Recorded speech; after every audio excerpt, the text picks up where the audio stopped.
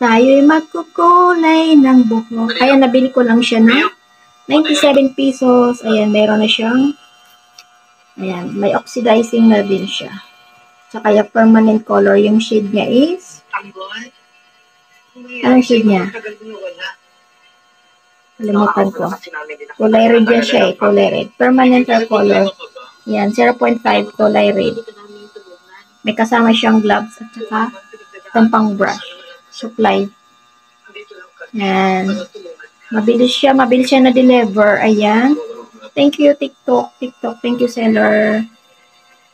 For only 97 pesos. 97 pesos kasama na ang shaving fee dyan.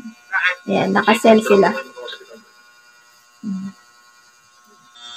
Ayan guys, katatapos ko lang yan magbanlaw. After 30 minutes na babad, pinanlawan ko ng aking buhok.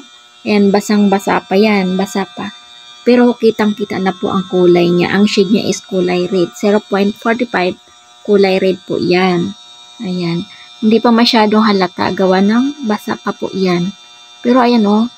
Ayan. Basa pa yung buhok ko dyan. Hindi pa talaga tuyo. Bagong ligo. Nagpapatuyo pa ako dyan ng buhok. Nakahiga na lang. Nakahiga pero nagpapatuyo yan ng buhok. Ayan. Bagay ba guys? Ayan. Naisipan ko lang magkulay ng kulay red naman. Kasi ang dating kulay ko niya is golden brown. Yun. Golden brown yung last ko na kinulay dyan. Eh, mahaba na yung roots ko.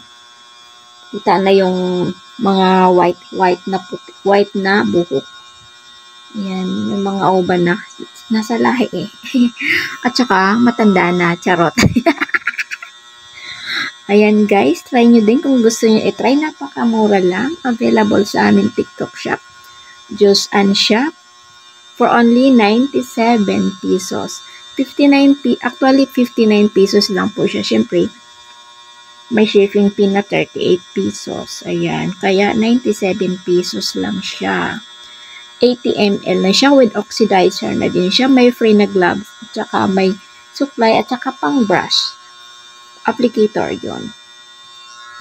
Charan! Ayan na guys, nung natuyo na siya, ayan na yung kinalabasan.